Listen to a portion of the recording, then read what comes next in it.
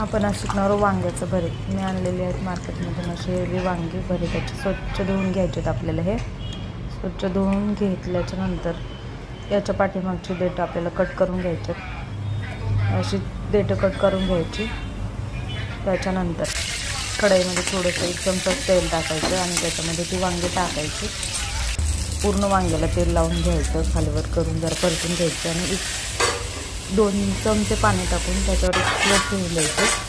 5-10 मिनिटांनी आपली वांगी जातात एकदम सॉफ्ट. आणि चाकूच्या साहाय्याने त्याला स्मॅश करून घेतले का तर मग आतून खराब असतील म्हणून.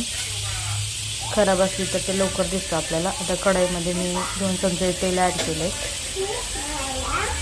त्याच्यामध्ये जिरं आणि थोडीशी मोहरी आणि फक्त कांदा घालून ठेचलेला लसूण ॲड केल्याने आणि लाल मिरची पावडर किंवा हिरवी मिरची तुमच्याला जे आवडतं ते तुम्ही घालू शकता. मी लाल मिरची पावडर आणि मीठ चवीनुसार घातले. हळद पावडर आणि स्मॅश केलेली वांगी मी ॲड केली ती.